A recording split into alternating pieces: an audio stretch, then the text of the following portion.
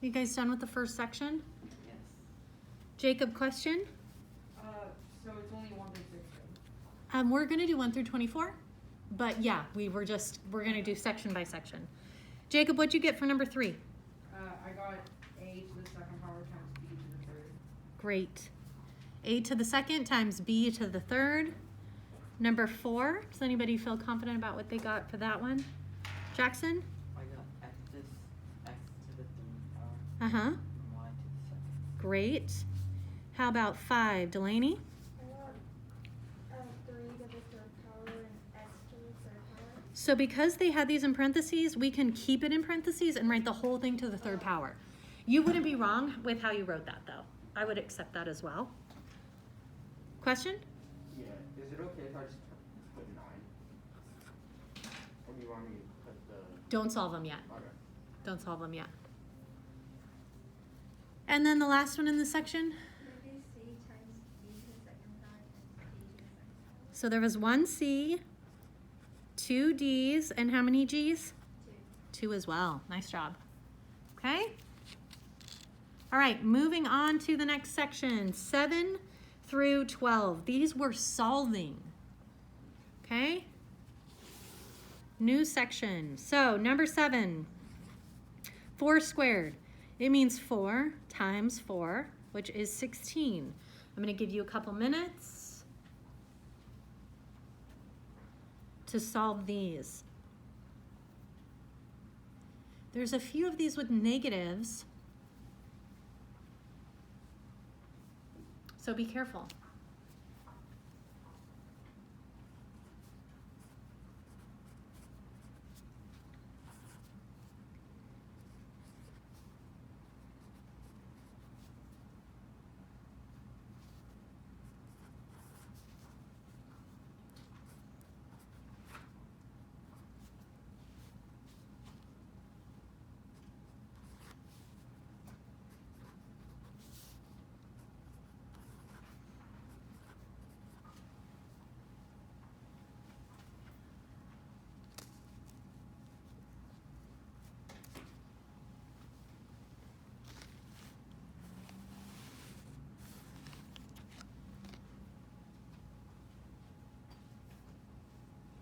Okay, let's talk about these. For number 8, we have in parentheses -4 squared.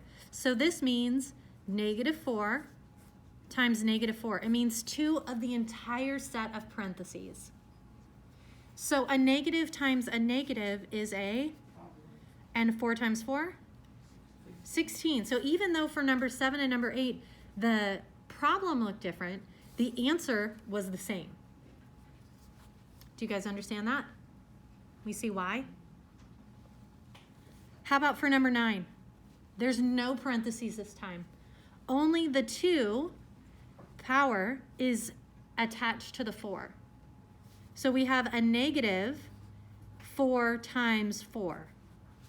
The negative is not included in parentheses, so it does not mean 2 of them. It means just 1 of them. So I have a -4 times 4, which gives me -16. I'm going to box these answers just to kind of help. How many of you got that one? That negative was a little tricky. Okay, the negative was a little tricky. That's why we're going over them together. Number 10. We have a lot of 2's for this one. So we have a negative on the outside, and then we have parentheses, 5 sets of parentheses. 1, 2, 3, 4, 5. How many negatives is that? Once they're all written out, how many negatives is that? Count it. 5. So there's 5 within here, right? 1, 2, 3, 4, 5. But then there was the original that we had 6. There's 6 negatives. When we have an even number of negatives, the answer is positive. Okay? So when we have an even number, these 2 become a double, right? A double negative is a positive. These 2 become positive. These 2 become positive. They all cancel out. So our final answer should be a positive answer. Did anybody multiply 2 by 2 5 times? What number did we get for that? Not sure? So 2 times 2 is 4. 2 times 2 is 4. Oops, this should be a 2. Sorry about that. So we have 4 times 4 times 2. What is that answer? Did I hear it? I heard a whisper. Dane? 32. Thank you. And we already determined it's positive because there were 6 negatives. So our final answer is 32. Because 4 times 4 is 16, and then times 2 is 32. Okay? All right, over to 11. We have 10 squared. 10 times 10. I got 100. Yeah, 100. No negative to mess with. That helps keep it nice and easy. 10 to the third.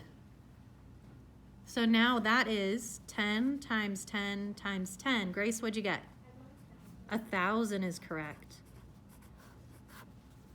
Okay. Dane, question? Number 10, Yeah. what do you do with the sign on the outside of the? For number 10, we had 5 negative. I left it as part of the problem, and then I used it to start canceling out Oh, when I counted all of my negatives. Okay? All right, number 13, new section. Multiply or divide. Question, Jacob. Going back to number 10, like Jane, how do you get a positive with all of Okay, I'm gonna rewrite it up here because it's already a mess on my paper. So that it was negative 2 to the 5th power. So that means 5 of only the parentheses. So I have a negative to start with, right? And then I have negative 2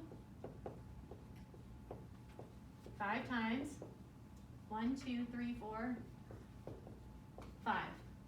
So if I break it up, these 2 negatives right here become a positive because they're a double negative, right? So I just have 2. A negative 2 times a negative 2 is what?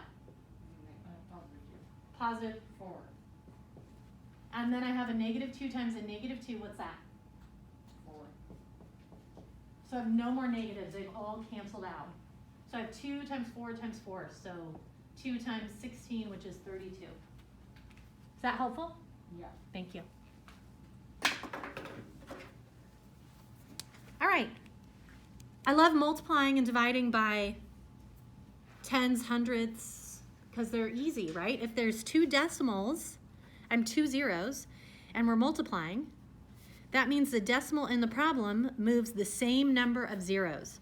So in 100, there's 2 zeros, so I have to move the decimal place 2 places. So without doing any math, my answer is 732. Okay? Let's do number 14. In the same way that 100 works, so does 1/100ths. Okay? 75.2 times 0.01. I still have 2 decimal places, but it's the opposite direction. Because 100 is a big number, the answer gets bigger. This is a small number, so our answer is going to get smaller by the same number of decimal places. So since there were 2 in the problem, I'm going to move it 2 spaces in my number. So I get 0.752.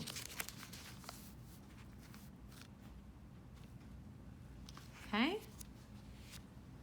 So using those as examples,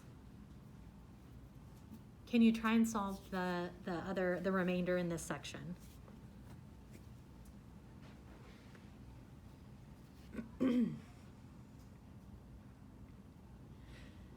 If you're not sure if there's not a shortcut, just do the math, right? Set up the problem.